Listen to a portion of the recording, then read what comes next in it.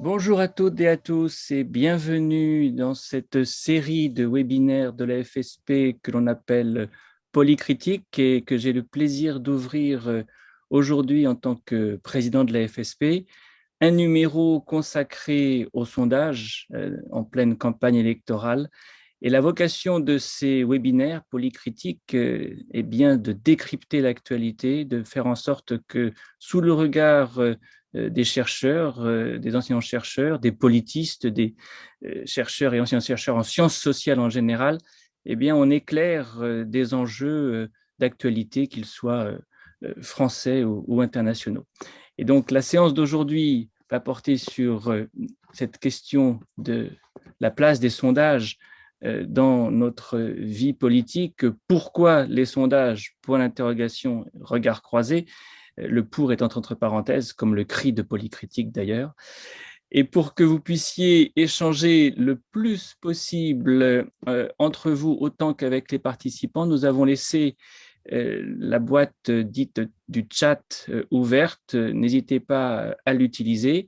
Par contre, pour interroger à la fin de la séance, à la fin de leur présentation, nos invités du jour, eh bien, c'est la boîte questions-réponses qu'il vous faudra utiliser. Voilà, ces petites recommandations pratiques terminées.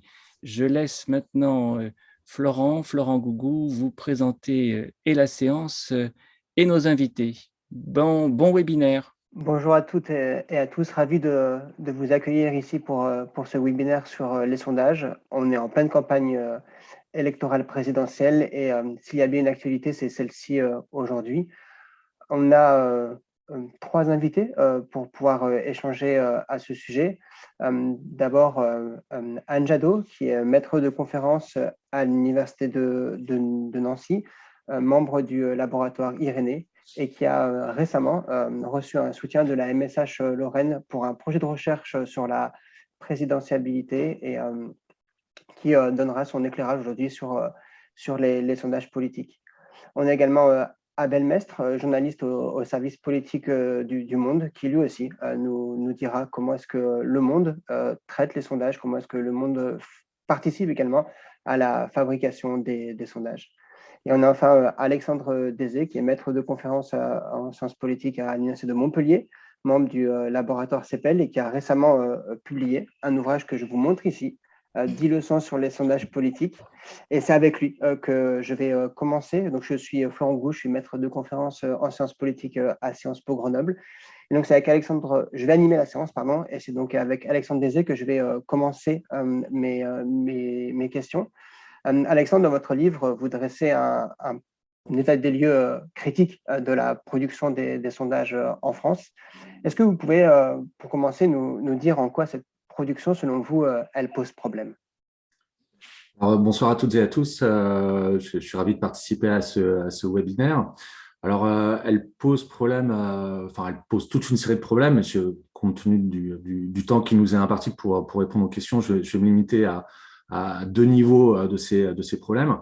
Le premier niveau, c'est la place prise par les sondages dans la vie politique, française. Hein.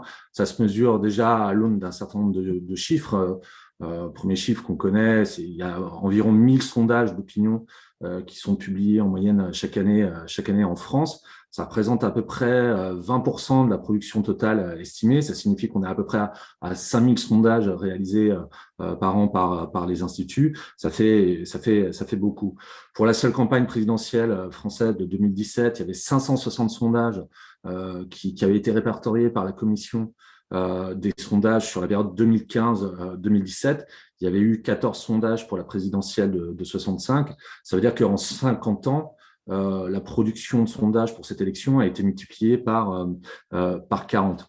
Alors, cette production, elle est devenue tellement abondante que on trouve maintenant des sondages politiques hein, sur à peu près tout et n'importe quoi. Je vais partager mon écran pour vous pour illustrer ce que je viens de dire par quelques exemples. Alors, premier sondage politique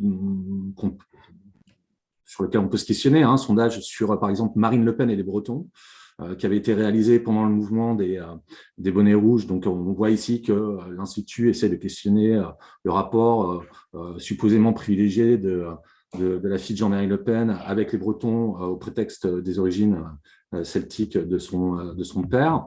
Deuxième sondage un peu n'importe quoi, c'est un sondage Odoxa sur la personnalité politique avec laquelle les Français souhaiteraient passer le réveillon.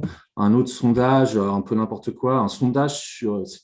Il y en a assez peu, mais là, c'est un sondage IFOP sur des élections qui ont déjà eu lieu. C'est-à-dire, un an après la présidentielle de 2017, on a resondé les personnes interrogées dans cet échantillon pour savoir pour qui elles voteraient si l'élection présidentielle de 2017 avait lieu dimanche prochain, quoi. Donc voilà, un sondage qui est paru récemment où on a voilà on a demandé aux personnes sondées quel est le candidat avec lequel elles aimeraient fumer un joint. Alors c'est un sondage qui s'adressait aux consommateurs de cannabis essentiellement. Un autre sondage sur le potentiel électoral de Jean-Marie Bigard, qui avait effectivement évoqué la possibilité d'être candidat, mais très brièvement. Michel Onfray également, mais il n'a jamais, à ma connaissance, dit qu'il serait candidat. Et puis un autre sondage, n'importe quoi, qui m'ont préféré, c'est un sondage qui a été fait par l'IFOP pour Valeurs Actuelles.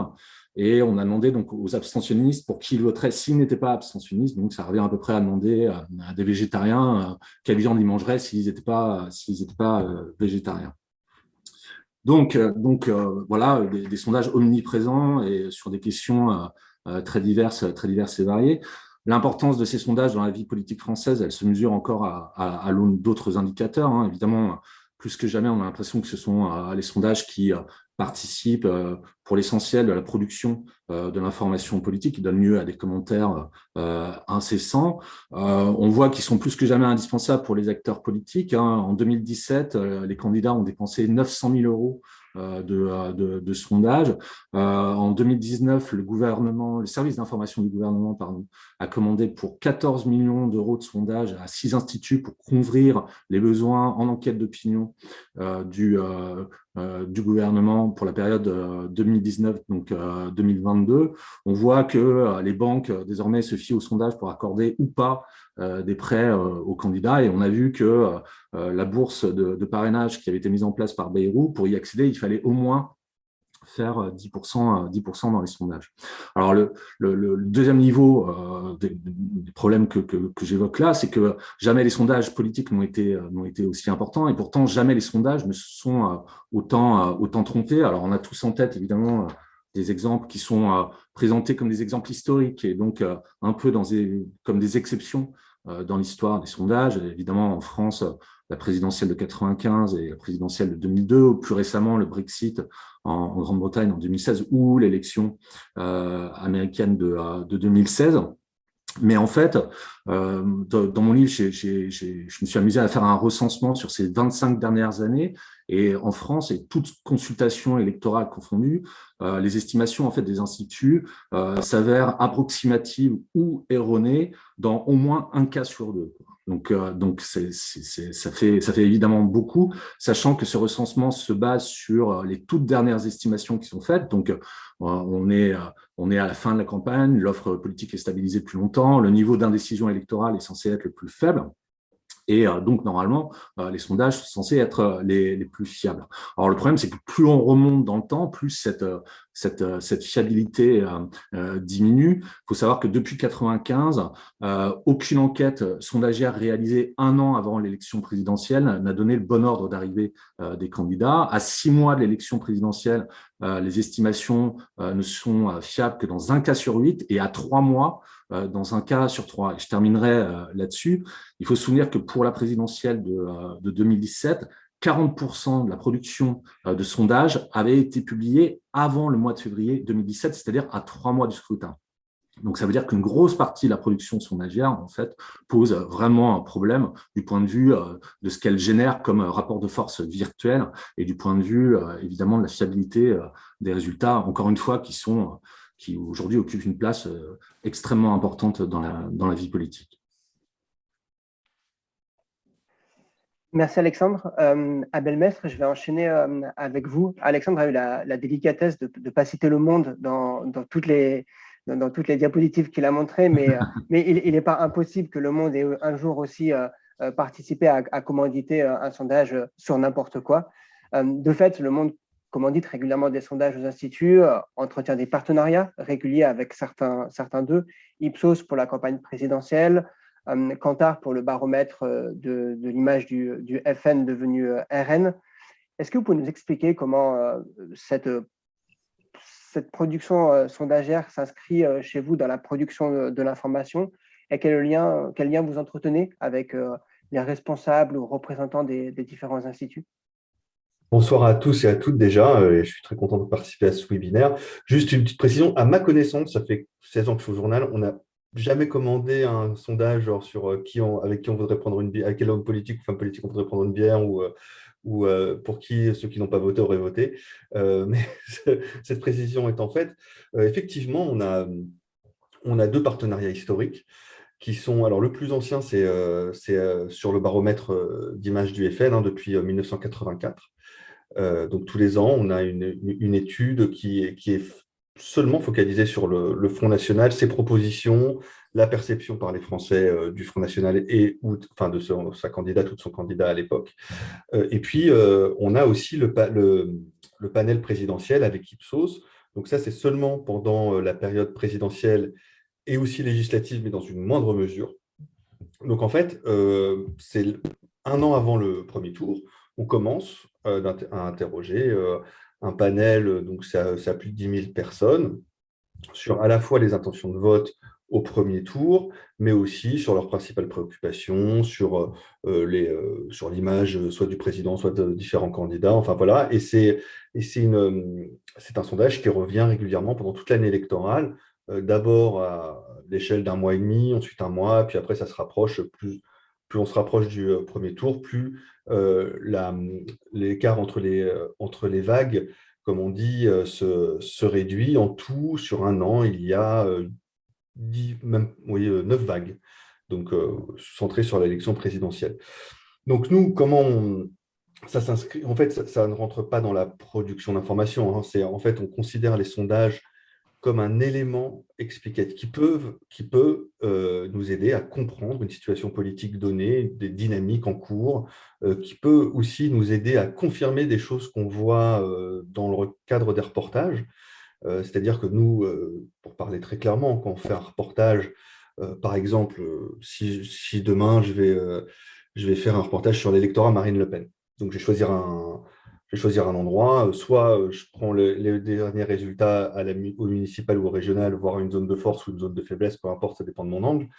Je vais aller sur place et puis je vais interroger 5-6 personnes, 10 personnes maximum, et de ces 10 personnes, je vais retenir peut-être 3 ou 4 témoignages qui tiennent la route, qui sont intéressants, etc. Mais on peut, avec le travail de reportage, avoir des intuitions, on sent une petite musique dans le pays, etc., une ambiance.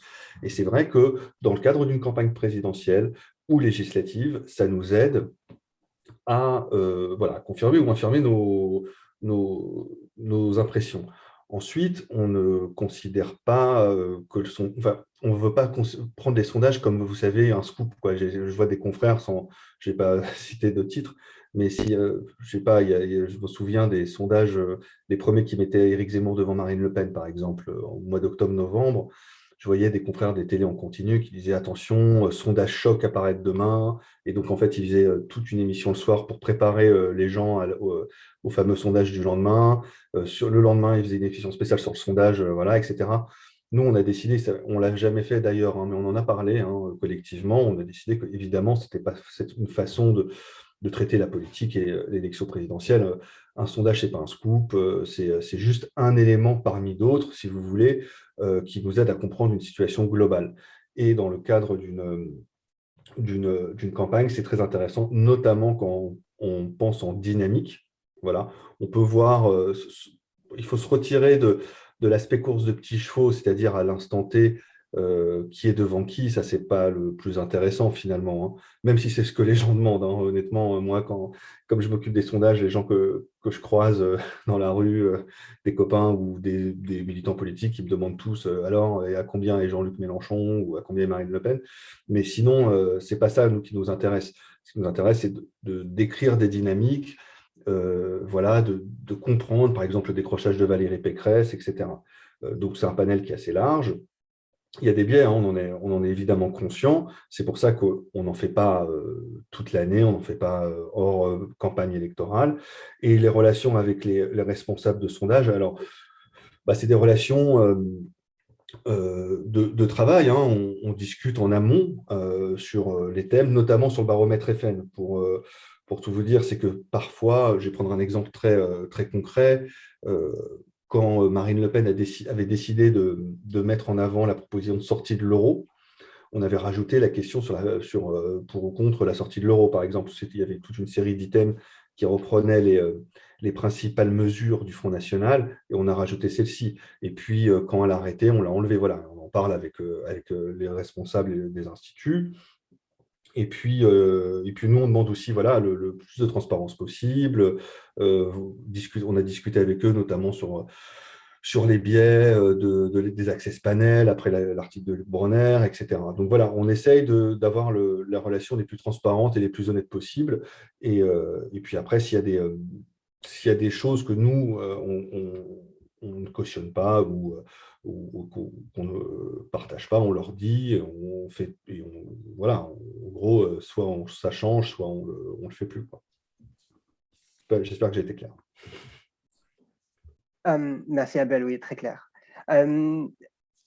Vous avez, dans votre intervention, vous avez insisté sur l'aspect parfois sensationnel qui peut exister autour de l'usage des sondages dans les campagnes électorales. Et de fait, il existe un très vieux débat, ou des très vieux débats dans la science politique sur les effets que les sondages peuvent avoir pendant les campagnes électorales.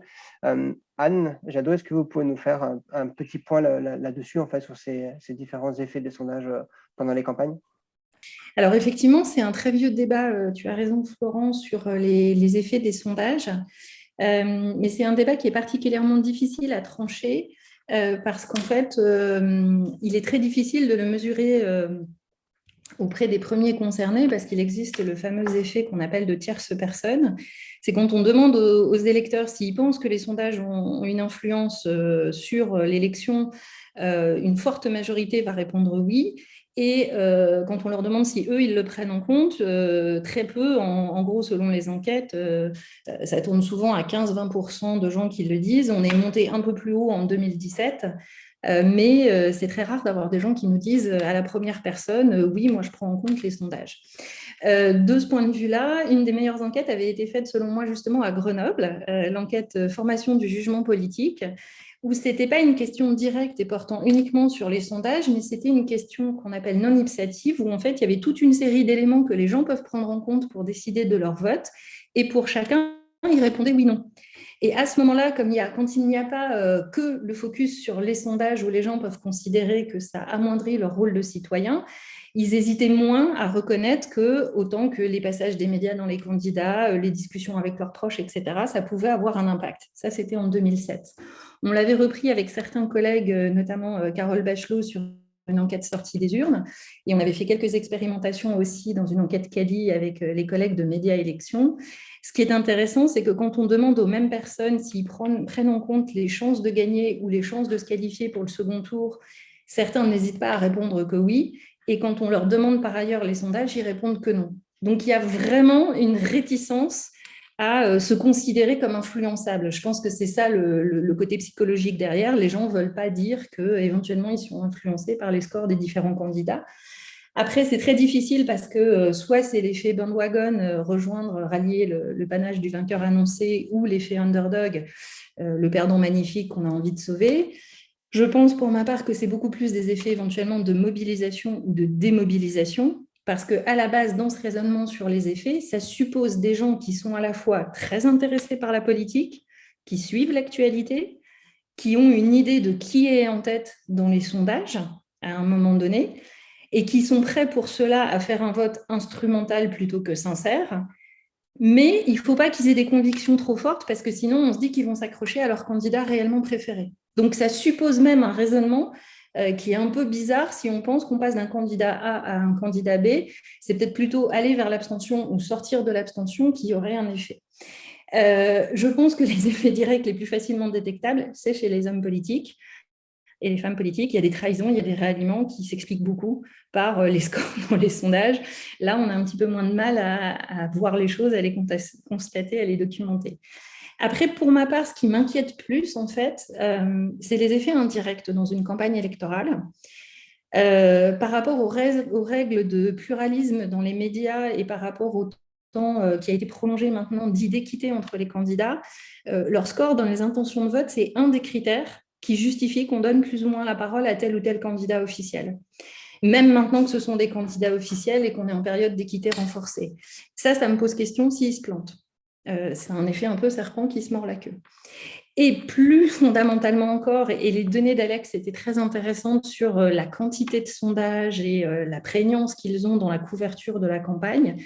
Moi, ce qui m'inquiète aussi, et ce sur quoi on est en train de travailler avec des collègues toujours de Média Élections, c'est aussi le cadrage, le storytelling, même si Abel disait tout à l'heure que non, ce n'est pas la course de chevaux, ça reste quand même la couverture dominante, non seulement des articles qui commentent un sondage, qui gagne, qui perd, mais plus globalement, les articles qui parlent des candidatures sont tous au prisme, ou beaucoup au prisme de à la peine dans les sondages, il tente de se relancer, machin, ou ayant le vent en poupe, il va lancer un meeting, etc. Il y a quand même très souvent cette association-là, et presque tout est vu au sens de qui est en train de stagner, qui est en train de gagner, ou qui est...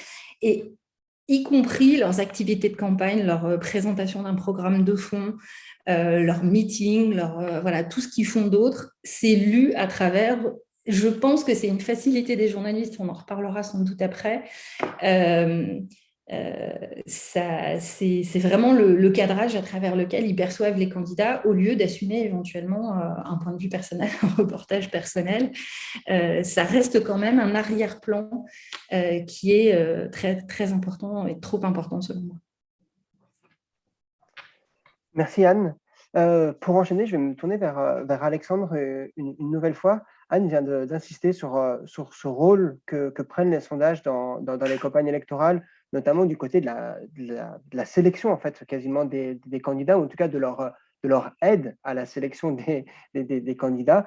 Et en même temps, en lisant votre livre, on a l'impression que les instituts bénéficient d'une marge de manœuvre assez large en France, que leur production, elle est au final soumise à un contrôle qui est très relâché, en dépit de l'existence d'une instance qui est chargée de superviser.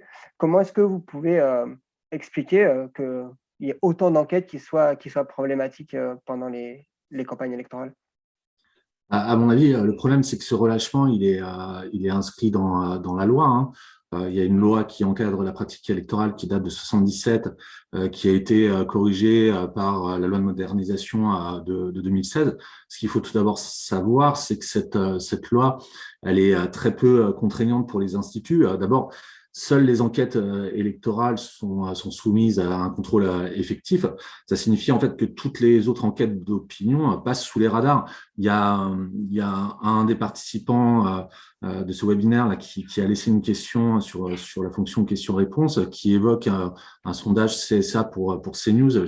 Je crois que ça fait partie des balises d'opinion qui sont produites par CSA, hein, qui sont des sondages qui visent pour l'essentiel à conforter les vues conservatrices de la chaîne d'information en continu. Et typiquement, ce genre de sondage n'est absolument pas contrôlé par la commission. Par ailleurs, la principale obligation qui est faite aux instituts, c'est de devoir communiquer les notices de sondage avant leur publication et de faire figurer lors de la première diffusion des résultats un ensemble de mentions qui sont rappelées à l'article 1 et 2 de la loi, c'est-à-dire l'objet du sondage, la date de réalisation, la taille de l'échantillon, le mode d'interrogation, la marge d'erreur, etc., etc.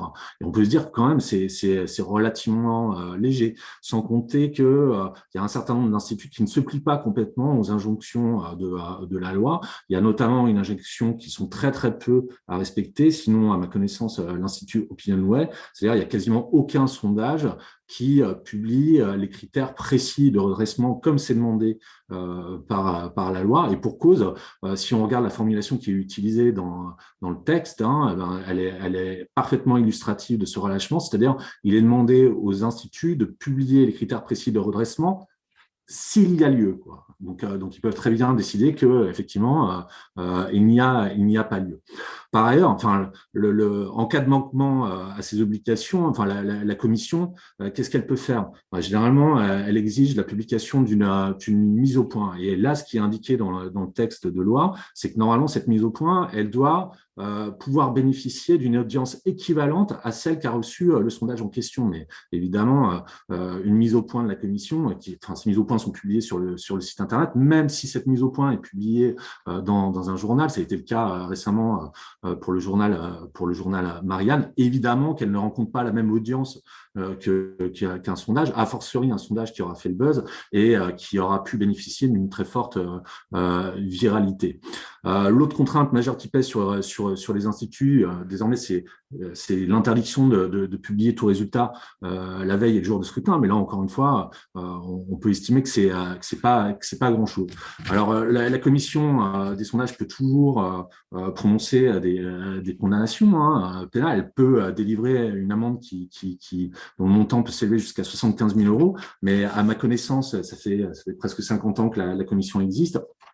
Et à ma connaissance, il y a peut-être eu une ou deux condamnations et c'est tout. Généralement, ce que fait la commission, c'est convoquer les responsables des instituts ou convoquer les responsables des organes de presse pour une explication, mais qui va de toute manière, dont le contenu va rester évidemment confidentiel. Elle publie également un certain nombre de communiqués sur son site internet, mais évidemment, qui va lire ces communiqués sur le site internet de la commission.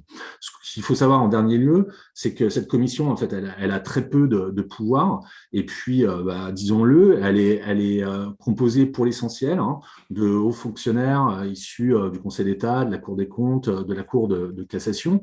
Jean-Pierre Sueur, qui est à l'origine de la loi de 2016, loi qui avait été adoptée à l'unanimité au Sénat en 2011 et jamais mise à l'ordre du jour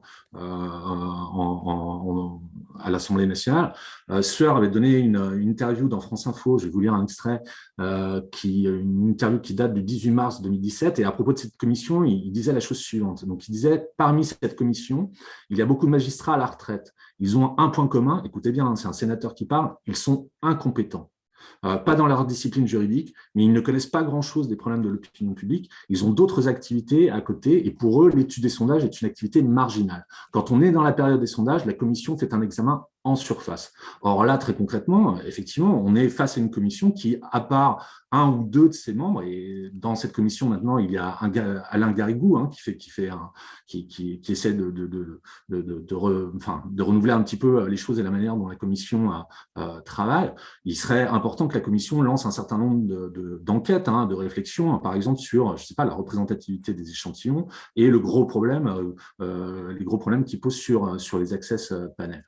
Donc, il faudrait quand même revoir justement la fonction de cette commission, son pouvoir, peut-être changer la composition de ses membres, et puis parvenir à limiter également l'influence des instituts de sondage, parce que Jean-Pierre Sueur disait que la pression des instituts au moment où la loi était en discussion était extrêmement forte. Donc il y a une loi, effectivement, il y a une loi qui a permis d'avancer un petit peu plus dans l'obligation de transparence des instituts, mais les instituts sans évidemment se moquer de la loi, peuvent tout à fait en fait produire des enquêtes qui non pas contournent cette loi, mais vis-à-vis de laquelle de toute manière ils ne craignent pas grand-chose non plus.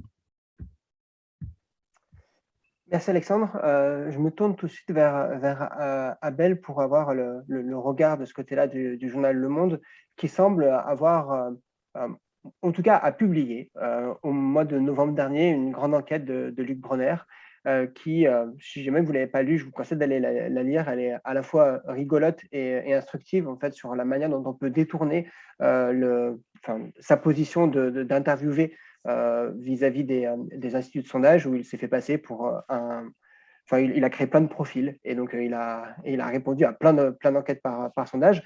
Résultat, cet article-là, il semble marquer une forme d'inflexion critique de la part du journal Le Monde vis-à-vis de la production des sondages, à côté d'autres articles aussi qui remettent en question, ou plutôt qui interrogent le poids des sondages dans la vie politique française. Est-ce que vous nous confirmez qu'il y a eu une telle inflexion au sein du journal et comment est-ce que vous pouvez arriver à combiner cet aspect critique et en même temps leur usage informationnel que vous mentionnez tout à l'heure comme guide aussi pour votre travail d'enquête journalistique? Alors juste avant, je vais répondre rapidement à Anne tout à l'heure, parce que le fait de parler, et après je répondrai évidemment à la question, Florent, mais juste rapidement, parfois les sondages, en fait, même si on ne veut pas les traiter, c'est ce qui nous est arrivé au moment du sondage d'Harris Interactive qui mettait Zemmour au mois d'octobre devant Marine Le Pen. On s'était dit, on ne le traite pas parce que bon, c'est un sondage, on a vu la méthodologie, elle est un peu bizarre, l'échantillon est faible, etc. Mais le problème, c'est qu'à partir d'un moment, même si on ne le traite pas au moment de sa sortie, ça devient un fait politique. Le fait politique, c'était que Zemmour étant devant Marine Le Pen, il siphonne, ce que vous disiez tout à l'heure, certains, sur la base de ces sondages du RN, partent vers Zemmour, et donc le RN est en crise, et donc ça devient un fait politique qu'il faut bien traiter. Et quand on le traite, on est obligé de dire que le point de départ de tout ça, c'est des sondages plutôt positifs pour Zemmour. Donc en fait, même avec la meilleure volonté du monde, c'est difficile quand on est journaliste politique, notamment dans un quotidien, donc où on est obligé de réagir et de traiter les informations de façon très rapide, d'en faire abstraction tout le temps, parce que sinon, on ne pourrait même pas parler, par exemple, aujourd'hui, mais c'est peut-être qu'on y reviendra plus tard, donc je ne vais pas développer, mais de la dynamique de vote utile autour de la candidature de Jean-Luc Mélenchon. Alors que si on s'interdisait de parler des sondages, on ne pourrait pas parler du vote utile autour de la candidature de Mélenchon, puisqu'elle n'est basée que sur les bons sondages de Jean-Luc Mélenchon. Voilà, c'était juste la petite parenthèse. Donc pour la question sur l'article de Luc, il n'y a pas une décision, si vous voulez, on s'est dit, bon, allez, ça y est, on va taper les sondages, voilà, il y en a marre. C'est juste, en fait, on s'est interrogé, ça s'est fait en deux temps, on s'est interrogé du côté du service politique au moment de la mise en place du processus de désignation du candidat LR. Voilà. Pendant un moment, LR voulait baser sa désignation sur les sondages. Et on trouvait, de la même manière que Anne trouve problématique que le temps de parole soit indexé en partie sur les sondages, on trouvait quand même étrange qu'un grand parti de la vie politique française décide de la désignation de son candidat ou de sa candidate en l'espèce à partir seulement des sondages. En plus, quel sondage, à partir de quel échantillon, enfin, je veux dire, ça n'a pas de sens. Et donc, on a fait un papier avec plusieurs, on était plusieurs à faire cet ensemble, autour de, voilà, le sondage, c'était l'arbitre de la vie politique, puisque dans le même temps, le modèle de la primaire était rejeté à part par ELV, avec les difficultés que Jadot a eues après suite à la primaire, mais c'est vrai que ce soit LR ou le PS, la primaire, ça a fait long feu. Donc voilà, nous, c'était une réflexion sur, comment dire, l'évolution du mode de désignation des partis politiques pour la principale élection de nos institutions et de l'interrogation sur la place prépondérante que prenaient les sondages avec toutes les erreurs et les biais que ça comporte. Voilà. Après, Luc, lui, qui est ce qu'on appelle dans notre jargon un grand reporter, donc il est en gros indépendant, il a rattaché un service, mais en fait, il fait ses sujets, a décidé de faire cette enquête qui, évidemment, a fait beaucoup parler, était très j'allais dire parlante, mais j'aime pas les répétitions, mais en tout cas, voilà, l'article est très clair et pointe bien les difficultés et les biais. Et nous, évidemment, on s'est posé des questions et puis on a rencontré nos partenaires qui avaient lu le papier, on a eu des échanges. Voilà, évidemment, je ne peux pas les développer, mais il fallait qu'on soit aussi rassurés, nous, de notre côté, parce qu'on ne voulait pas publier des choses qui soient problématiques. Après, on a décidé aussi, après, à la suite du papier, de ne faire mention que des sondages qui sont réalisés en partenariat avec Le Monde. Et à part oubli, parfois, ça arrive, mais c'est très, très rare que dans les articles, on mentionne un sondage un sondage, n'importe quel sondage par exemple. Je donne un article que j'ai écrit il y a 2 jours avec une consoeur du service Planète sur la condition animale dans la présidentielle. Ça paraît un peu hors sujet, mais pas du tout. L'IFOP a réalisé un sondage sur, c'était comment la condition animale est une préoccupation, dans quelle mesure la condition animale est une préoccupation majeure, selon les électorats de Yannick Jadot, enfin de tous les candidats. On aurait pu le mettre dans le papier, on a décidé de ne pas le mettre. Parce que, voilà, on en a parlé avec ma consoeur, on s'est dit, ouais, on ne connaît pas le détail, on ne sait pas comment ça s'est fait et tout. Est-ce que ça apporte quelque chose au papier? Pas franchement, parce que c'était pas quelque chose, enfin ça allait dans notre sens, donc le papier allait très bien sans en fait. Et donc on a décidé de ne pas en parler. Voilà, c'est des choses comme ça, et c'est vrai que c'est de plus en plus rare qu'on mentionne des sondages voilà, où on n'est pas, avec lesquels on n'est pas partenaire parce qu'on n'a pas de recul, on n'a pas le regard, etc. Et puis aussi, en revanche, parfois on est, comme je disais au début de mon intervention il y a 2 minutes, on est obligé d'en parler parce que c'est devenu un fait politique en tant que tel, et que un tel décide de quitter l'équipe d'un candidat sur la foi des sondages. Donc là, dans ce cas-là, on est obligé d'en parler, de la mentionner, mais on ne va pas rentrer, si vous voulez, dans les détails des différents sondages, et on ne fait pas de papier. Il y a aussi ça, on ne fait pas d'article sur un sondage. Par exemple, on ne va pas faire un article sur... j'ai vu passer l'autre jour un sondage, je ne sais pas de quel institut, sur avec quel candidat à la présidentielle vous avez envie de boire une bière. Je crois que le premier, c'était Jean Lassalle, d'ailleurs.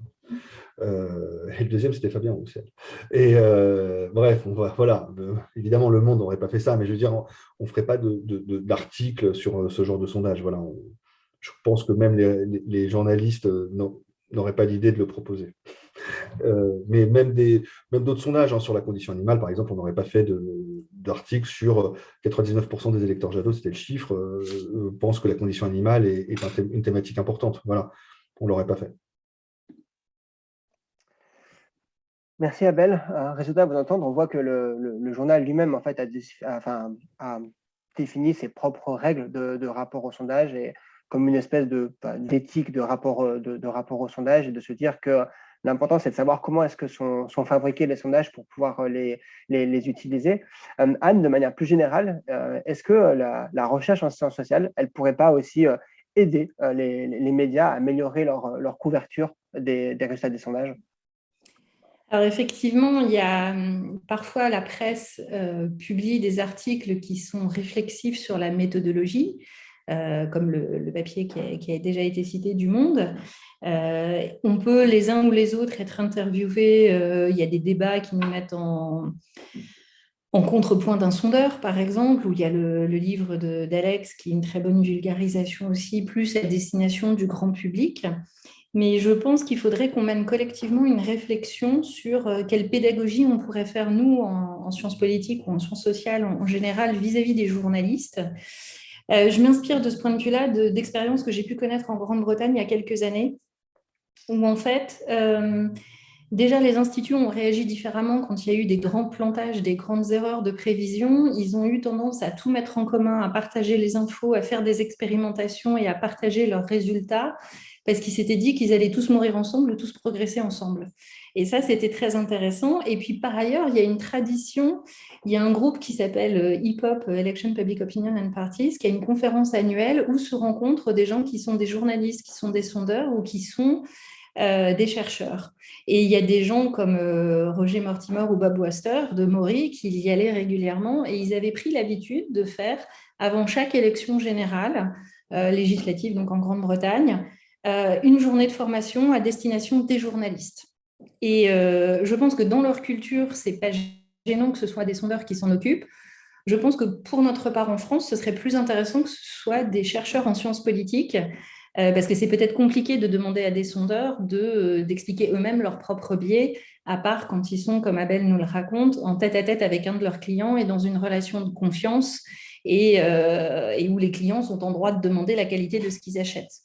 Et je pense que l'intermédiaire de chercheurs en sciences sociales ou sciences politiques plus précisément, j'ai déjà eu l'occasion d'expérimenter l'intérêt que ça peut avoir. Il y a une bonne quinzaine d'années de ça maintenant, on l'avait fait avec Viviane Lehay autour du baromètre politique français, où on avait eu des salves comme ça de journalistes qui venaient de la PQR et à travers l'exemple d'une enquête, on faisait œuvre de pédagogie sur comment lire les tableaux, ce qu'il faut leur faire dire, les méfiances sur la taille de l'échantillon, sur la marge d'erreur, sur qu'est-ce que ça peut être un possible effet de spirale du silence, sur attention, la différence entre les brutes et les redressés, mais aussi tous les filtres qui sont appliqués où on part d'une taille d'échantillon, mais à la fin, c'est que ceux qui sont inscrits, qui ont l'intention d'aller voter, qui sont sûrs d'aller voter et qui sont sûrs de leur choix, ce qui donne parfois des tailles d'échantillons toutes petites, quand on parle de 1000 au départ. Donc, ça avait été une première expérience. J'ai eu aussi l'occasion de le faire pour l'AFP en 2017. Ça s'est fait par des relations interpersonnelles, mais Michel Léridon avait bloqué pendant 2 heures toute la rédac France et toute la rédac politique pour que j'ai l'occasion de leur faire ce topo. Et derrière, j'avais été associée à la re-rédaction du mode d'emploi pour le fil francophone de l'AFP sur comment est-ce qu'il devait parler des sondages. Et ça, c'est bien, mais je trouve que c'est dommage que ça repose sur de l'interconnaissance ou des liens personnels. Je pense qu'il faudrait vraiment qu'on réfléchisse. Alors, est-ce qu'au stade de la formation, d'aller dans les centres de formation des journalistes, ils ne savent pas encore pour quels médias ils travailleront, ils ne savent pas encore s'ils seront dans un service politique ou autre. Mais je ne sais pas, c'est une proposition que je mets sur la table. Est-ce que culturellement, on ne pourrait pas, en tant qu'association, en tant que groupe émanation de la FSP, j'en sais rien du tout, se dire qu'on peut être à l'interface entre les sondeurs et la presse et les mettre en alerte. Moi, j'avais dit très clairement à l'AFP, à grand pouvoir, grande responsabilité, vous êtes repris par tellement de choses quand vous faites une dépêche sur les résultats d'un sondage. Il faut apprendre à ne pas couvrir un sondage quand c'est un sondage flash. Je pense à un exemple très précis pour rendre les choses concrètes. En mars 2017, quand François Fillon annonce qu'il maintiendra sa candidature jusqu'au bout, même s'il va être mis en examen, il y a un sondage qui est fait immédiatement. Une bonne partie des gens qui répondent n'avaient probablement pas entendu sa conférence de presse, n'étaient pas au courant de sa décision. Et vous avez une extraction qui avait été faite dans l'ensemble, les gens le désapprouvaient, mais les gens qui se disaient de droite ou du centre approuvaient cette décision. Et derrière, ça a été titré comme le noyau dur résiste, le socle tient. Et le socle, c'était 143 personnes qui se déclaraient de droite et du centre. Et le problème, c'est que c'était ça qui avait fait les gros titres. Donc, je pense très clairement qu'apprendre, qu'il y ait de l'éthique au monde et que les gens travaillent et soient réflexifs, etc. J'ai eu l'occasion de répondre à des interviews de journalistes. J'ai parfois été, d'autres instances, j'ai parfois été étonnée du niveau faible de connaissances statistiques ou de leur faible... certains ne savent pas la différence entre ce qui va être le communiqué de presse d'un institut de sondage et la notice publiée sur le site de la commission des sondages sur laquelle il y a plein d'infos à gratter. Donc franchement, il y a des instances comme la Société française de statistique ou Jean Chiche qui font beaucoup de choses après coup. Ils organisent une journée d'études après coup et je connais des sondeurs avec qui je m'entends bien, qui sont très réflexifs. Et dans ce genre d'instance, on peut se parler les uns les autres. Mais je trouve que ça vient trop tard. Je pense qu'il faudrait qu'en amont, on institue un peu comme nos collègues britanniques un moment si vous voulez revoir les bases, 1 an avant une élection, 6 mois avant une élection, je ne sais pas, ayons ce côté ou diffuser un mode d'emploi écrit ou je ne sais pas quoi, comme les guidelines de la BBC qui s'étaient dit on ne fera jamais le lancement d'un journal sur un gros titre de sondage. Enfin, je pense qu'il faut qu'on discute entre nous si on veut tous essayer de tirer collectivement vers le haut la couverture médiatique des sondages dans une campagne. Merci Anne. Je vois que les propositions rencontrent un certain écho dans notre groupe et que peut-être quelque chose va pouvoir se nouer à la suite de ça. Je rebondis moi encore une fois sur l'enquête de Luc Bronner qui pointait notamment un problème spécifique en fait que posaient aujourd'hui les sondages qui sont faits en ligne sur la base d'Access Panel. Typiquement, en fait, c'était cette brèche-là qu'il avait pu explorer en multipliant derrière lui-même. En fait, il s'était construit toute une série de profils différents qui lui permettaient de montrer qu'il il était plus ou moins sollicité, selon qu'il était jeune ou pas jeune, selon qu'il avait telle ou telle caractéristique. Résultat, Alexandre Désert, aussi en lisant votre livre, on voit bien que c'est la généralisation de ces échantillons en ligne qui, selon vous, constitue une des causes principales de la dégradation de la qualité des enquêtes politiques. Est-ce que vous pouvez nous dire en fait un peu plus comment sont constituées ces enquêtes, enfin, en tout cas ces échantillons, et nous dire pourquoi ils laissent planer des doutes sur la fiabilité des résultats? Effectivement, hein, tous les sondages qui sont réalisés maintenant le sont essentiellement en ligne. Il reste quelques enquêtes qui sont faites en face à face ou par téléphone, mais là, dans la production de sondagières pour la présidentielle, c'est quasiment que du en ligne. Alors, les access panels, il y en a de deux types. Soit les instituts en sont directement propriétaires. Par exemple, Ipsos est propriétaire de son propre panel qui s'appelle Ipsos IC, ou alors les instituts recourent à des panels qui sont gérés par des sociétés spécialisées comme BillND, qui possède Maximize et qui s'occupe d'échantillons qui sont utilisés notamment par l'IFOP ou par BVA. Mais effectivement, ces échantillons en ligne posent un certain nombre de problèmes et génèrent évidemment des biais qui sont, à mon avis, problématiques. D'abord, il faut se souvenir que ce sont des échantillons qui sont constitués de personnes qui sont volontaires, qui sont auto-recrutées, ce qui est une contradiction même avec le principe élémentaire de l'échantillonnage sondagier. Deuxièmement, on sous-estime encore en France l'importance de la fracture numérique. Ces échantillons en ligne, ils excluent évidemment des répondants toutes les personnes qui soit ne sont pas connectées, soit sont connectées mais ne se connectent que rarement ou ont un usage distant d'Internet. Or, en France, ça représente encore 14 millions de personnes. Ça fait 28% de la population âgée de 18 ans et plus, quoi. Donc, ça fait évidemment beaucoup. Ensuite, l'autre problème, c'est que ces enquêtes maintenant sont quasiment toutes rémunérées. Là-dessus, les sénateurs sur Reporting n'ont absolument rien pu faire. Donc, tous les sondages sont rémunérés. Alors, sous forme de bons cadeaux, de points monnayables et cumulables ou de possibilité de participer à des tirages au sort de sommes d'argent. Et évidemment, on sait que le problème des gratifications, c'est qu'elles tendent à transformer les répondants en des répondants professionnels. Et donc, évidemment, là encore une fois, c'est un biais possible qui atteint la représentativité des échantillons. Et la question, c'est de savoir, est-ce que ces personnes répondent encore pour donner leur opinion ou est-ce qu'elles répondent pour cumuler des points? Et on a un certain nombre d'enquêtes maintenant qui montrent que la plupart des gens s'ajustent au questionnaire pour aller jusqu'au bout et pour cumuler les points. Donc, l'opinion, évidemment, passe potentiellement derrière. Ensuite, et encore, la question, c'est de savoir qui répond concrètement à ces sondages. Parce que l'inscription sur ces panels, en fait, elle est sans condition et par ailleurs sans contrôle d'identité. Alors, je vais repartager mon écran pour vous montrer différentes choses en espérant qu'elle retienne votre attention. Donc, moi, j'ai rédigé mon livre pendant l'été dernier, donc je me suis inscrit sur un de ces panels, donc sur Maximize. Je pense que vous pouvez le voir. D'abord, je ne me suis pas inscrit sous mon nom, je me suis inscrit sous le nom de John, parce que j'ai toujours eu envie de m'appeler John. Donc, il n'y a pas eu de contrôle à ce niveau-là de mon identité. Et puis, le problème, c'est que une fois que vous êtes inscrit sur ces panels, et contrairement à ce que peuvent dire un certain nombre de responsables d'instituts de sondage, vous êtes constamment sollicités et mobilisés également. Là, en ce moment, pendant la campagne présidentielle, je me suis créé une adresse spécifique pour m'inscrire sur ce panel. Je reçois 6 à 7 demandes de participation à des sondages. Et pour l'essentiel, là, vu le contexte, ce sont essentiellement des sondages politiques.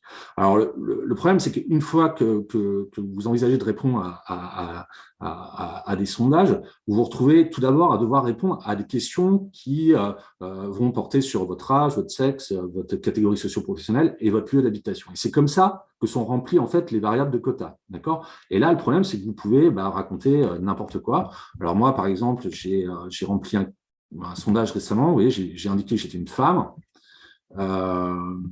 que j'avais entre 35 et 49 ans. J'ai beaucoup moins.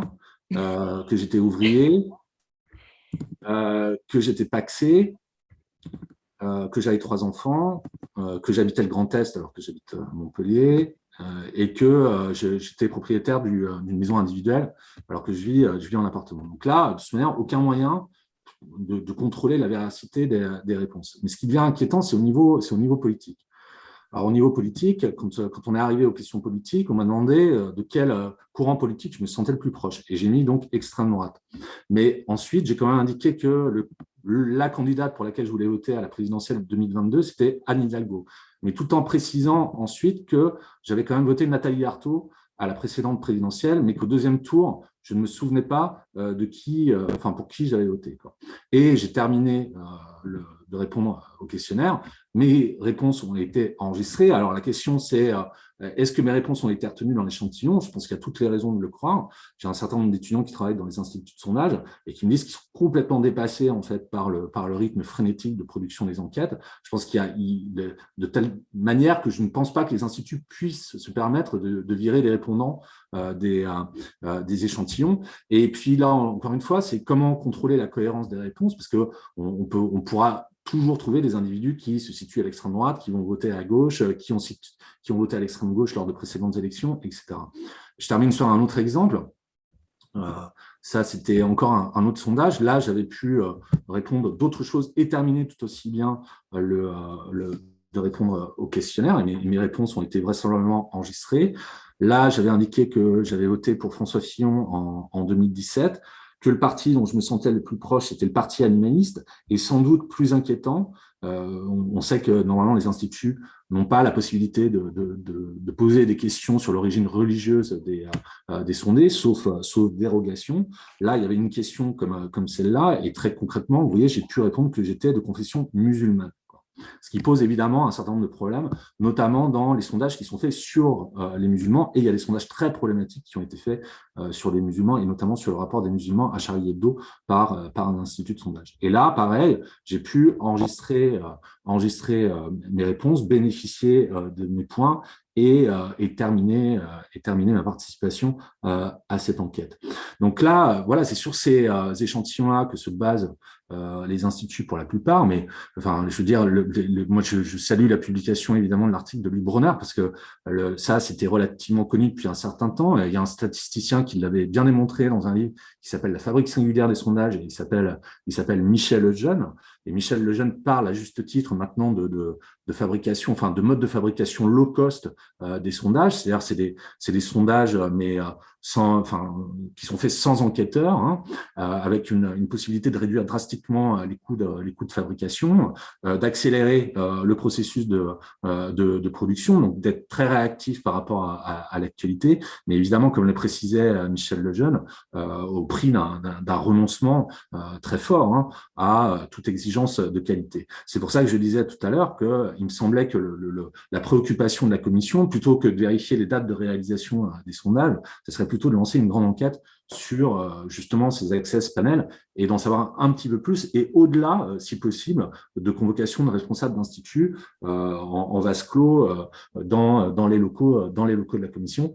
Moi, ça m'intéressait d'en savoir un petit peu plus, mais c'est un terrain qui est quasi inaccessible, à moins de le pénétrer, encore une fois, à visage couvert, sans doute. Merci Alexandre. Restez, je repasse maintenant la parole à Abel. On a vu là avec Alexandre le même type de démarche que celle qu'avait fait Luc Bronner. Il nous a aussi rappelé tout à l'heure le long historique d'erreurs, d'écarts qui peuvent parfois se transformer en erreurs des sondages. Et pourtant, ce qu'on observe, c'est qu'il y a toujours des commanditaires des sondages, de plus en plus nombreux même ces sondages. Vous en faites partie aussi au monde de ces commanditaires. Comment vous expliquez un peu cette espèce de grand paradoxe entre, d'un côté, la conscience de plus en plus éveillée des erreurs des sondages, de leurs modalités problématiques de fabrication, et en même temps, la persistance d'une demande de sondage de la part d'instituts, de la part de journaux, par exemple, qui payent pour ça, quoi. Oui, alors je vais peut-être un peu me répéter, mais c'est parce que je pense d'abord, alors j'ai parlé du journal dans lequel je travaille, que je connais, parce que c'est un peu le seul dans lequel j'ai travaillé, donc je n'ai pas la vision d'autres titres. Nous, encore une fois, on se concentre sur deux choses, hein, sur le baromètre d'image du Front National, et honnêtement, Moi, quand j'ai couvert pendant plusieurs années l'extrême droite et c'était quelque chose qui était très instructif pour voir un peu justement comment dire, la réalité ou pas de la stratégie dite de dédiabolisation de Marine Le Pen. C'était surtout sur cet angle-là que je trouvais ça intéressant. Après, on n'en faisait pas, voilà, on faisait un papier par an sur ce sondage et on n'en faisait pas d'autres dans l'année.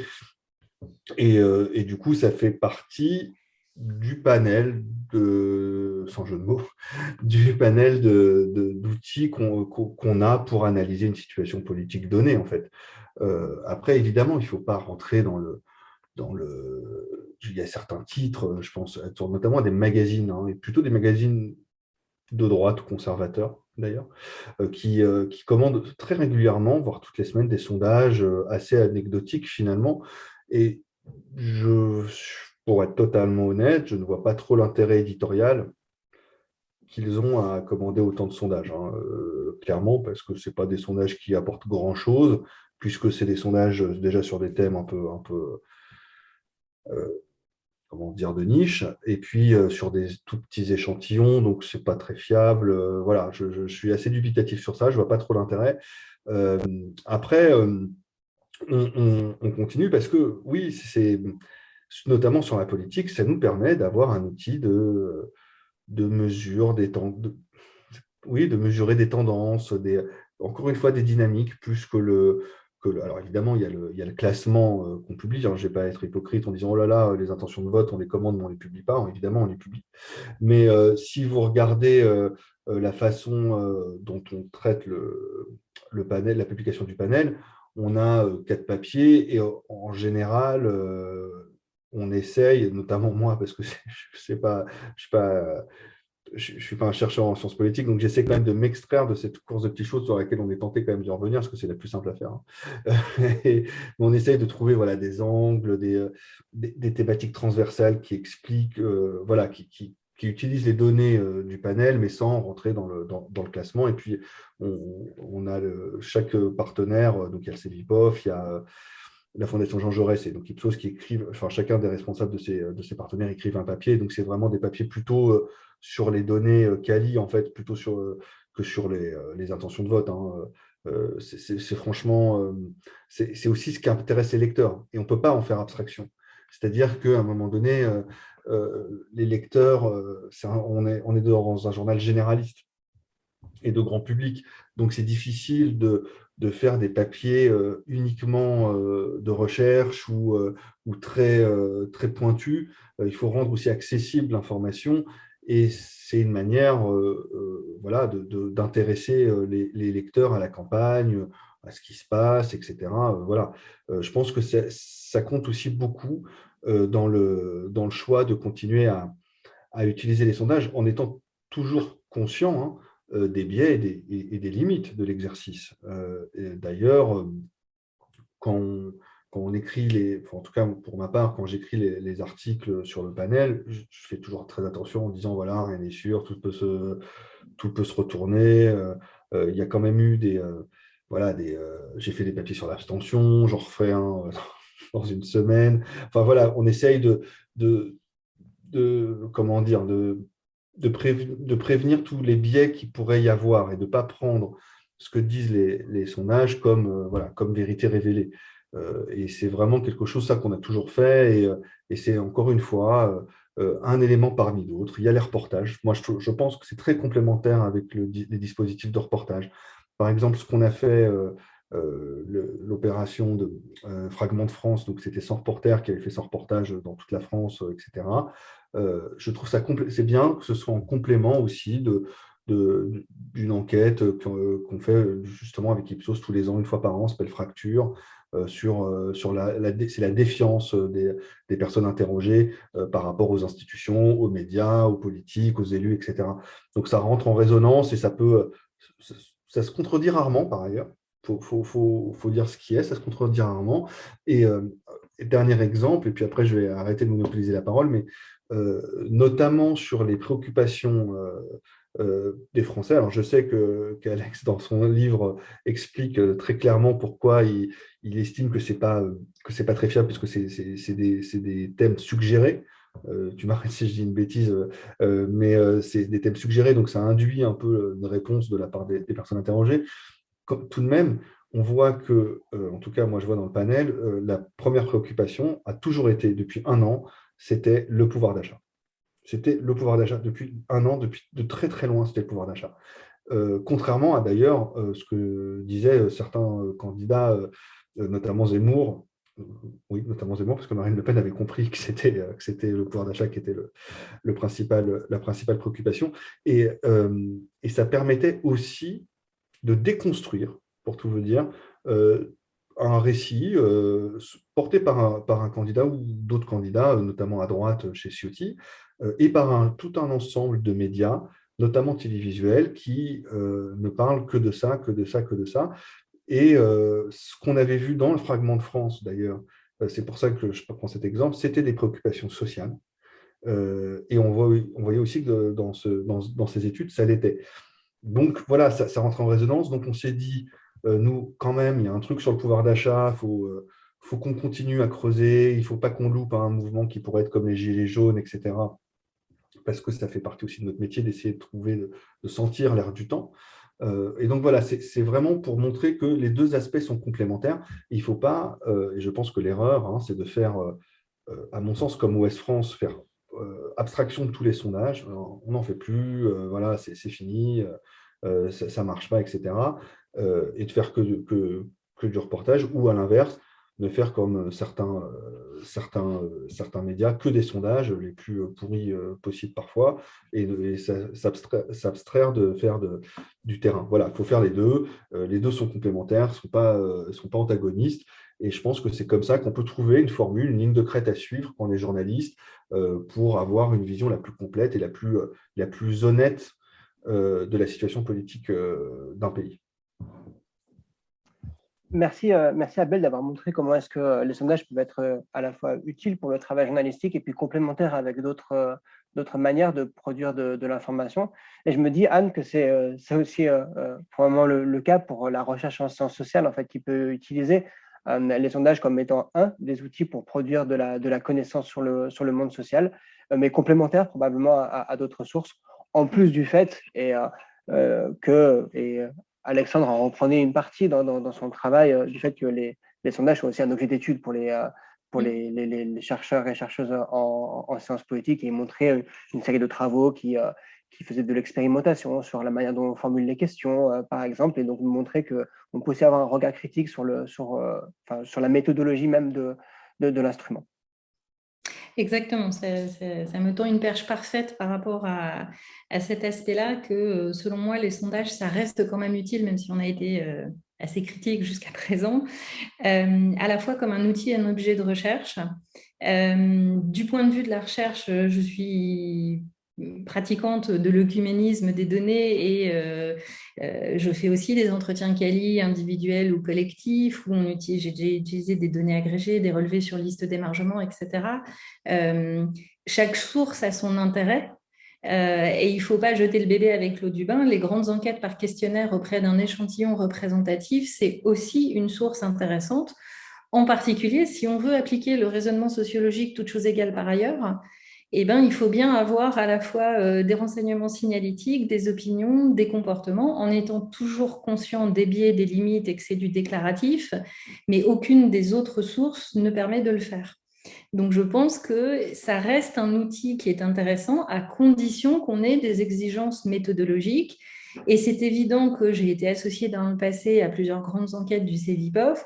Quand on écrit un cahier des charges, quand les instituts de sondage y répondent, ils savent que quand il y a des chercheurs qui vont surveiller la qualité des données, qui vont écouter le terrain quand c'est par téléphone, qui vont surveiller les quotas, qui vont être vraiment au taquet. On a pu demander, par exemple, dans certaines enquêtes, que le niveau de diplôme soit un quota et pas juste un critère de contrôle. Ça donne tout de suite une qualité différente aux données. Quand on a les moyens de la recherche de faire des très gros échantillons, Ça permet des splits, des expérimentations, ça permet d'avoir des questions ouvertes auprès d'une sous-partie de l'échantillon et d'avoir quand même beaucoup de matériaux. Après, ce n'est pas uniquement le très gros échantillon qui permet d'être bon. Il y a des manières de faire où, y compris dans la recherche, quand on veut recruter pour un panel pour plein de vagues successives, si on prévient les gens dès le départ que ce sera plein de vagues successives, on aura aussi un biais sur l'intérêt politique. Il n'y aura pas d'attrition de ce point de vue-là des moins intéressés, mais tous ceux qui ont été recrutés dès la première vague, ils ont signé pour 15 ou 20 vagues sur 1 an et demi ou 2 ans. Forcément, ils sont spécifiques quand même si ce n'est pas un access panel d'un institut de sondage privé. On a aussi des collègues, alors j'aurai peut-être l'occasion tout à l'heure de dire, je ne suis pas tout à fait d'accord avec ce que disait Alex sur la commission des sondages. Ce n'est pas parce qu'on a une casquette de professeur d'université en sciences politiques qu'on fait des bonnes choses quand on produit des données de sondage soi-même. Cluster 17, c'est bien fait allumer par la commission et il y a des contrôles qui sont faits qui sont plus importants que ce que tu disais, Alex. Après, c'est aussi un objet de recherche intéressant qui nous permet de tester justement quelles méthodes sont appliquées, quels sont les biais. Mais aussi, dans mon projet de recherche que je coordonne sur la présidentiabilité, par exemple, c'est des questions que je vais aller poser aux sondeurs, je laisse passer la campagne parce qu'ils n'ont pas le temps, mais comment est-ce qu'ils testent tel et tel candidat à partir d'une hypothèse pour le premier tour ou pour le second tour? Comment ils se permettent de tester des gens pour le second tour qui ne sont pourtant pas en position de se qualifier? Comment est-ce qu'ils décident quels traits d'image et quelles qualités on teste? Est-ce que c'est inspiré de leur quali? Est-ce que c'est inspiré de ce que fait la science politique et des grandes enquêtes électorales universitaires? Mais aussi, j'y reviens sur la manière dont les médias couvrent les sondages. Parce que parfois, quand on va regarder les notices de la commission, il y a beaucoup plus. Il y a les souhaits et les pronostics, et quand il y a des écarts, ça dit des choses de l'électorat. Il y a de l'adhésion au programme. Il y a aussi des questions sur pour qui on ne voterait jamais, par exemple, où il y a des sondeurs très réflexifs. Je trouve qu'une des meilleures enquêtes qui avait été faite en 2017 par OpinionWay, il se trouve que je connais Bruno Jambard depuis longtemps et que c'est quelqu'un de très ouvert à la recherche, c'était quel était le second tour qui leur faisait le plus peur. Et les réponses sur soit c'était Le Pen-Fillon, soit c'était Le Pen-Mélenchon, par exemple, ça dit beaucoup de choses sur le politique et le rapport au politique des gens. Donc, à condition toujours d'être lucide, d'être critique, d'être consciente des limites et des biais, ça reste quand même valable, à la fois comme un outil pour des chercheurs et comme un objet qui, à soi seul, mérite aussi de mener des enquêtes dessus méthodologiques ou sur leurs usages médiatiques, qui sont parfois très restrictifs quand même à la course de chevaux par rapport au contenu même de ce que les enquêtes contiennent. Merci Anne. Résultat, je propose que de suite, tu nous as mis l'appétit à la bouche en quelque sorte avec cette appréciation différente du rôle de la commission des sondages et peut-être développer ça. Ça permettra de faire le lien donc, avec à la fois les remontrances qu'elle peut parfois adresser, dire peut-être aussi comment est-ce qu'il y a des échantillons différents qui peuvent être construits. Par exemple, le cas de Cluster 17, comment est-ce qu'il a pu se distinguer dans sa manière de construire des échantillons par rapport à ce que font les gens maintenant ou pas. Et puis répondre aussi peut-être en passant à une question qui était dans les questions-réponses de Yves Chemeil, et sur laquelle je veux bien vous entendre aussi, dans laquelle il disait que la tendance croissante à interroger des citoyens ordinaires qui sont dits représentatifs des Français dans la rue ou sur les plateaux peut être encore finalement plus dangereuse que les sondages eux-mêmes, quelles que soient les limites qu'on a déjà pu signaler jusque-là. Anne peut-être, et puis après Alexandre, et puis Abel, si quelque chose vient du côté du journaliste, pas de souci. Alors effectivement, par rapport à ce que disait Alex, c'est vrai que la commission des sondages, ce n'est pas non plus hyper répressif, mais par rapport à une époque, il y a quand même une montée en puissance des statisticiens qui les éclairent et un petit peu moins de conseillers d'État ou de gens magistrats en retraite. Il y a très très longtemps, j'ai travaillé avec Jacques-Antoine, qui était l'expert à ce moment-là de la commission des sondages, et c'était très frustrant pour moi de voir passer les huissiers qui lui amenaient les notices secrètes et toutes les infos qui, à l'époque, n'étaient pas du tout publiées.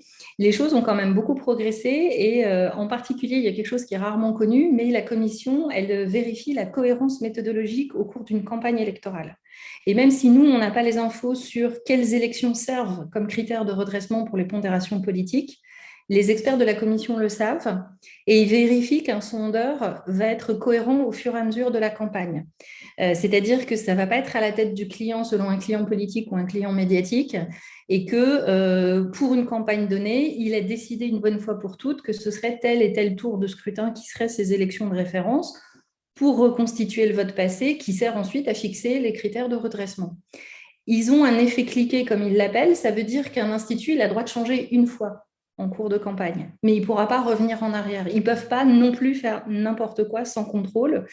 Et en particulier, si un institut décide qu'il filtre sur les intentions d'aller voter en prenant longtemps avant la campagne les notes 8, 9, 10, à un moment donné, il a le droit de dire qu'il ne prendra plus que les notes 10, mais il ne pourra pas repartir en arrière. C'est ça leur effet cliquet. Donc, ça reste peut-être frustrant, insuffisant à ton goût et à d'autres. Je trouve quand même que pour Cluster Dister, ils ont bien fait les choses. Moi, je ne vous cache pas que je ne vais peut-être pas me faire des amis. J'avais été très étonnée des annonces qui étaient faites en septembre-octobre et qui étaient présentées comme des sondages, puis un baromètre, et on nous annonçait 15 000 personnes, puis 10 000 personnes, puis 9 000 personnes d'échantillons. C'était censé être échantillonné sur les clusters des facteurs, une analyse factorielle. Toute cette trace-là, j'aurais dû faire des copies d'écran pour mes cours, en fait, pour alimenter ça. Tout a disparu à partir du mois de novembre, parce que je pense qu'ils ont été mis en alerte qu'ils tombaient sous le coup de la loi et qu'ils risquaient une amende, parce qu'il y avait 0 notice qui était publiée, 0 déclaration qui était faite à la commission des sondages, jusqu'à ce qu'ils obtiennent le partenariat avec Marianne. Et certaines de leurs publications sous Marianne, ils se sont assis sur les marges d'erreur. Ils ont fait des commentaires sur des sous-échantillons tellement petits que ça devenait dangereux. Et ils n'échantillonnent pas sur les clusters, ils échantillonnent par Costa. Mais l'analyse factorielle est plus intéressante et plus riche au stade de l'analyse de le faire par cluster. Mais ils n'échantillonnent pas comme ça. Et ils ont été convoqués 2 fois. Et la commission, qui est rarement ultra critique, ce qu'ils ont publié sur leur site, c'est quand même assez costaud et sévère, je trouve, sur dire, moi, du coup, je me pose des vraies questions et j'aimerais un jour en parler avec Jean-Yves Dormagin. Où est-ce qu'il a acheté les bases d'adresses? Est-ce que ça a été du volontariat à un moment donné? Est-ce qu'il a mis en ligne sur son bandeau découvrez à quel cluster vous appartenez, que les gens pouvaient laisser leurs emails et qu'il s'est fait une base d'adresses comme ça? Parce que vu ce qu'en écrit la commission, peut-être que pas du tout, et je ne veux pas accuser sans preuve, mais c'est une vraie question, une vraie discussion scientifique qu'il faudrait avoir par rapport à ces manières de faire qui me paraissent à tout le moins poser question. Et j'aimerais bien avoir des réponses là-dessus. Sur la question des FIOMET, je vais être beaucoup plus rapide. Oui, c'est assez amusant comme finalement on revient en arrière et il y a des journaux qui réinventent le vote de paille à l'américaine avec la question du jour et ils entretiennent savamment une confusion avec, alors l'équipe le fait depuis des années, le Parisien le fait, mais d'autres le font. Ma collègue Claire Secaille qui travaille sur Hanouna, il fait aussi régulièrement des sondages. Voilà. Et en fait, ça repose sur le volontariat, il y a la volonté de produire un chiffre, et c'est cohérent avec les micro-trottoirs, avec quand ils appellent un panel, les Français y interrogent les candidats, etc. Et c'est vrai qu'il y a peut-être de ce point de vue-là une confusion qui est entretenue par les gens. Faudrait pas qu'à contrario, ça donne ça sacralise les chiffres des instituts de sondage qui ont pignon sur rue et que quand il y a plus 0,5 ou moins 1 d'une vague à l'autre, on ne saute pas comme des cabris là-dessus en se disant au moins c'est un institut et ce n'est pas la question du jour ou du micro-trottoir. Voilà, je ne sais pas si ça répond aux interrogations. De fait, je vais pas compléter ta réponse sur la deuxième question parce qu'elle est parfaite, Anne, et je te rejoins complètement. Alors, tu vas me trouver. Je trouve que prendre l'exemple de Cluster 17 pour juger en fait du travail de la commission, ça me paraît être un mauvais exemple. Alors non pas que l'équipe de Cluster 17 ait fait un peu n'importe quoi au niveau présentation des modalités de l'enquête. Effectivement, ça correspondait pas du tout. Enfin, ils ont fait ce que font les instituts ou des nouveaux instituts quand ils arrivent sur le marché, c'est-à-dire ils ont marketé leurs produits, ils l'ont plutôt bien marketé.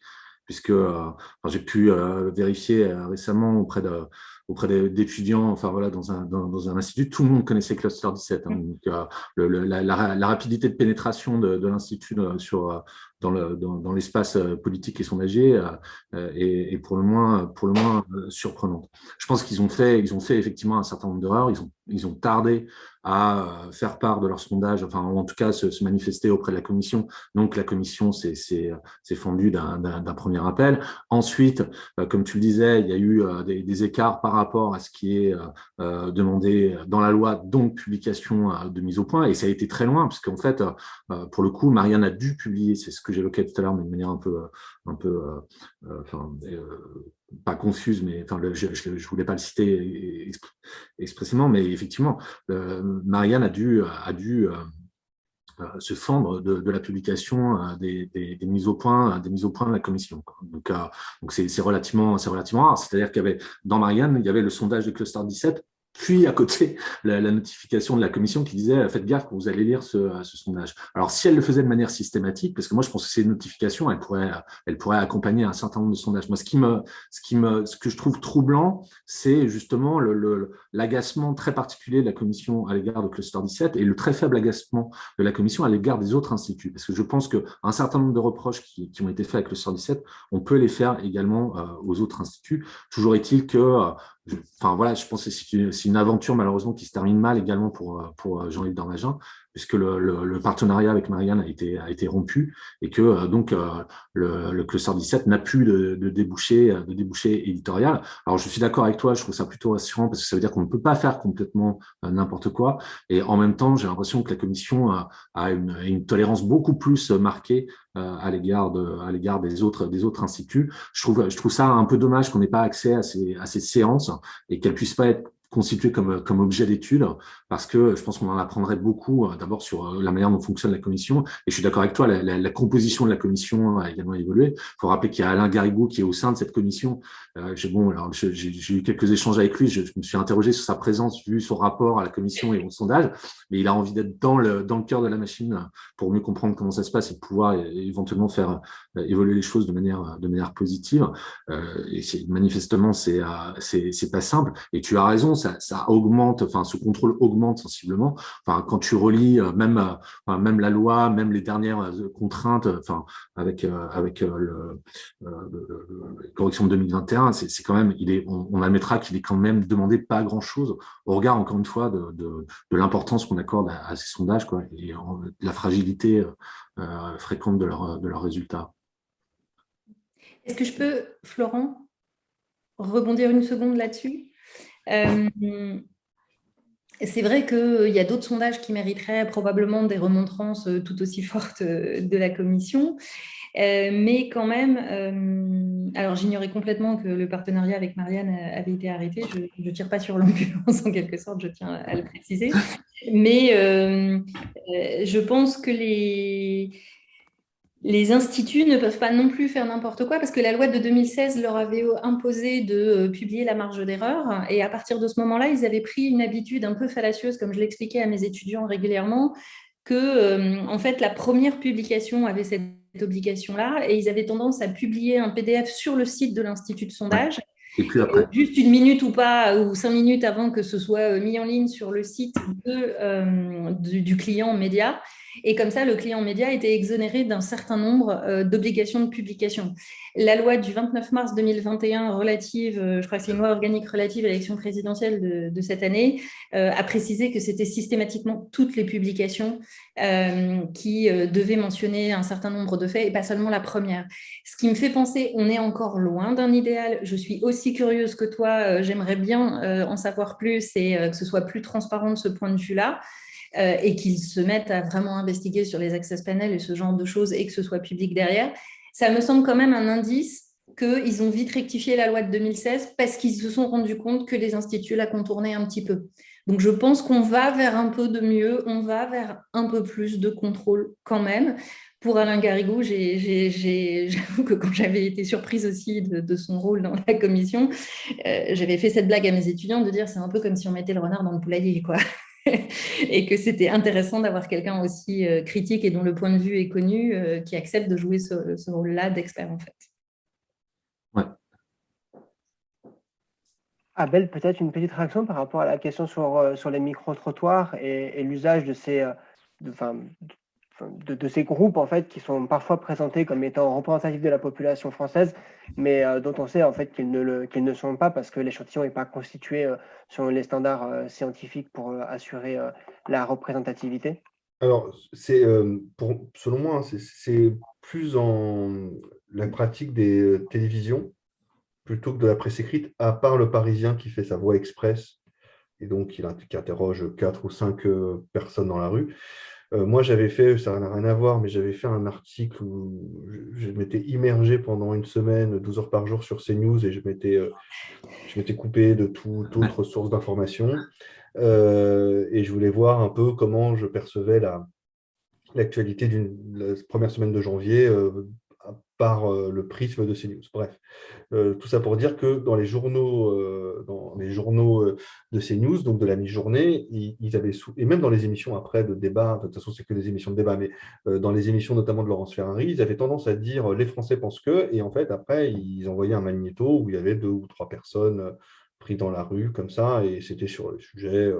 À l'époque, c'était sur l'absence du drapeau français sous l'Arc de Triomphe. Et donc voilà, c'était scandaleux, c'était une trahison de l'État, etc., de la patrie, etc. Et puis le lendemain, autre sujet, et comme moi je regardais tout le temps, c'était les mêmes gens qui étaient interrogés sur un autre sujet, mais alors, complètement différent, et qui étaient aussi présentés comme les Français. Puis après, retour plateau, et on faisait réagir, enfin le journaliste ou la journaliste faisait réagir ses invités sur les Français pensent que, quoi. Donc évidemment, c'est une pratique malheureuse. Après, je pense que ça reste quand même assez, assez marginal. En revanche, souvent dans les reportages, il y a une dimension de micro-trottoir. Enfin, clairement, moi, je me souviens, j'avais fait un reportage entre les 2 tours des cantonales de 2011, voilà, dans la vallée de la Fench, où j'étais allé, parce qu'il y avait des bons scores du Front National à l'époque dans ces cantons-là. Donc j'étais dans ces cantons-là, mais le Front National à l'époque, vous savez, c'était ces élections où ils mettaient des affiches aveugles, anonymes, avec, avec Marine Le Pen, voter Front National, et où ils obtenaient des très bons scores. Donc en fait, il n'y avait personne, je n'avais pas de militants à rencontrer, ni de personnes à voir. Donc en fait, je me baladais dans la rue et puis je prenais des gens au hasard, et honnêtement, évidemment qu'il y a un biais, parce que moi, clairement, j'allais voir les gens qui avaient une tête qui avait l'air sympathique, quoi. Donc, qui n'allaient pas me rejeter. Donc, c'était des gens souriants, mon critère de sélection. Et voilà. Et au final, j'ai dû en utiliser, je me souviens que personne ne me parlait, j'avais dû aller dans un bar, je m'en souviens, à 11 heures et payer des tournées aux gens pour qu'ils me parlent, parce que c'était la condition pour laquelle ils me parlaient, quoi. Après laquelle ils pouvaient me parler. Donc voilà, évidemment qu'il y a une dimension micro-trottoir dans beaucoup de reportages, et même dans les reportages très parlants. Voilà, on prend au hasard. Évidemment qu'il y a un biais, évidemment, ce n'est pas représentatif. Et c'est ce que j'essayais de dire au départ quand je parlais de complémentarité entre les sondages et les reportages, et que les reportages aussi ont des biais. Ils ont le biais enfin moi, en tout cas, sans rentrer dans les détails de ma vision du journalisme, parce que je ne sais pas si ça intéresserait quelqu'un, mais moi, je ne pense pas que l'objectivité existe. Je veux dire, à partir du moment où je choisis un angle, où je choisis un sujet de reportage, c'est aussi, voilà, c'est le produit de mon expérience, de ma vision, etc. Et ce n'est pas objectif, c'est subjectif, c'est clairement un choix.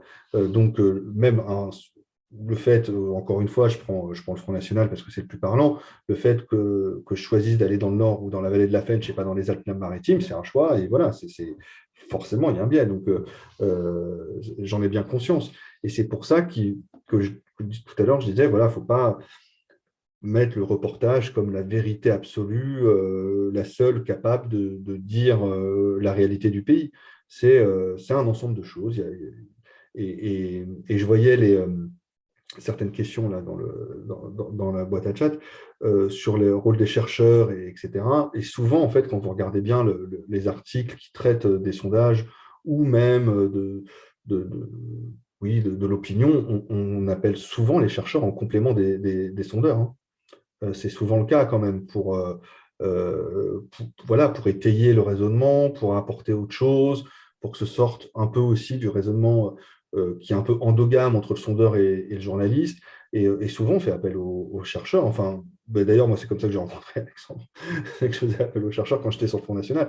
Donc, voilà, encore une fois, tout ça est à mon sens, hein, un écosystème au sens propre du terme, c'est-à-dire où, voilà, où on doit évidemment échanger nos points de vue, comme là ce soir, nos expériences, nos analyses, les confronter aussi parfois, parce que c'est plutôt ça. Et puis, on peut aussi nourrir nos réflexions mutuellement. Et je pense ça fait un peu bisounours, mais je pense qu'on a tout à gagner à ça. Et effectivement, qu'il y ait des lieux de discussion entre sondeurs, chercheurs et journalistes politiques, ou même pas politiques d'ailleurs, et journalistes, ce serait, enfin, pour moi, ce serait extrêmement important et enrichissant et très positif. Enfin, voilà, parce que ça nous permettrait aussi chacun de sortir de nos a priori et de nos facilités parfois que chacun de nous a sur l'analyse de ces phénomènes. Merci. J'ai une question dans la section questions-réponses qui pour l'instant n'a pas trouvé de réponse ou d'éclairage. Cette question, c'est est-ce que les résultats des sondages qui portent sur les intentions de vote, donc on est là au cœur de la principale, enfin de ce qui fait le plus l'actualité en fait autour des sondages pendant les campagnes électorales, est-ce que ces résultats de sondage, ils font plus que de fournir des indices de notoriété des candidats déclarés ou supposés? Je ne sais pas qui veut se lancer là-dessus. Anne, Alexandre? Est-ce que mon micro est allumé? Oui. Je dirais que ça dépend beaucoup à quel moment les intentions de vote sont mesurées. Si on est très en amont de l'élection ou si on est pendant la pré-campagne, à un moment où éventuellement c'est des sondages sur une primaire, qu'elle soit ouverte ou fermée, ou si on est à la fin, après la campagne officielle, quand il y a eu l'égalité du temps de parole et temps d'antenne, c'est pas du tout la même chose qu'on mesure.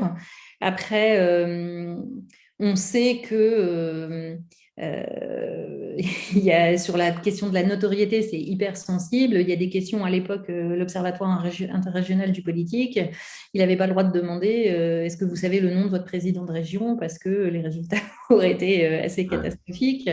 Je pense quand même quand il s'agit d'une présidentielle que c'est quand même un peu plus que de la notoriété. Après, est-ce que c'est de la vraie intention de vote? Pas forcément. Je ne sais pas, c'est peut-être une réponse, je ne suis pas normande, mais un peu qui ménage la chèvre et le chou, mais je pense quand même quand il y a eu suffisamment d'exposition médiatique et qu'il y a eu suffisamment de processus de campagne et de mobilisation, on est plus que dans la notoriété, on est encore fragile et pas vraiment dans une intention de vote. Même si sur ce point-là, j'ai beaucoup aimé tes exemples, Alexandre, de sondages un peu absurdes ou baroques, on va dire. Je ne mettrais pas celui sur pour qui voteraient les abstentionnistes sur le même thème, sur le même plan. J'aime bien ta métaphore du c'est demander à un vegan quelle viande il mangerait, mais ça permet de tester des choses, par exemple, sur l'abstention politiquement différentielle. Est-ce que l'abstention ne frappe pas plus un camp politiquement qu'un autre? Et on sait que c'est très lié au sociologique avant tout, mais ça peut être aussi du politique entre les élections principales, les élections de second ordre, les cycles électoraux, etc. Même si c'est moins absurde, par exemple, que ce que faisaient certains collègues britanniques de demander rétrospectivement si tel parti avait été au pouvoir les 5 dernières années, est-ce que vous pensez qu'il aurait mieux géré le pays que le parti qui était vraiment au pouvoir? Dans le genre rétro-politique fiction, c'était beaucoup l'école des sexes et les amis là-bas, j'ai des collègues que j'aime bien aussi là-bas.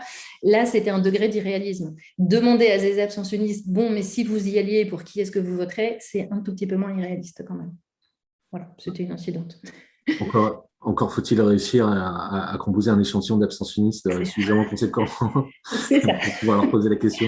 Et comme, en l'occurrence, généralement, ils ont un profil de non-répondant au sondage, évidemment, ça complique un peu les choses. Je suis entièrement d'accord avec la réponse que tu as faite. Même, pour moi, ces intentions de vote, surtout très en amont des échéances électorales, mesure surtout les rapports de force virtuels, même les génèrent en fait en quelque sorte, et donc souvent alimente un commentaire politique dont parlait Abel tout à l'heure, hein, dont on peut questionner la portée. Dans les enquêtes du mois mois d'octobre, novembre, hein, certains instituts testaient jusqu'à 6 à 7 hypothèses de premier tour, ce qui est considérable, hein. Et là, on voit toute la manifestation de l'ethnocentrisme des sondeurs, en quelque sorte, qui postule en quelque sorte, mais tous les répondants partagent leur même degré d'intérêt pour la politique ou même niveau de connaissance pour la politique. Je ne sais pas si vous avez déjà essayé de répondre justement à 6 ou 7 hypothèses différentes de premier tour, mais ça demande un sacré lot de connaissances politiques sur les différences entre les différents candidats, sur les rapports de force qui peuvent se jouer. Enfin, c'est quasi impossible. Donc, effectivement, on peut rejoindre Yves Schmeck quand il pose cette question. C'est savoir ce que ça mesure très concrètement. Là, ça reste effectivement assez énigmatique. Merci Alexandre. Il est 18h30 précise, qui en principe est l'heure de fin de notre webinaire. Et j'ai bien l'impression qu'il n'y a pas de questions-réponses qui soient supplémentaires et que nous aurions laissé en suspens. Résultat, je vous propose, sauf si quelqu'un a un dernier mot ou une dernière question, de se dire merci d'avoir participé à ce webinaire aujourd'hui. J'espère que vous avez appris beaucoup de choses, que ça vous a aussi suggéré soit des pistes de recherche, soit des réflexions sur les pratiques qu'on peut avoir vis-à-vis de l'instrument des sondages, et qu'on aura aussi l'occasion de reparler des différentes suggestions qu'on pu être soumises ici ou là bientôt, en espérant que ça ne reste pas simplement lettre morte. Bonne soirée tout le monde. Merci Florent, merci beaucoup. Merci Florent, bonne soirée, merci à tous. Bonne soirée, au revoir.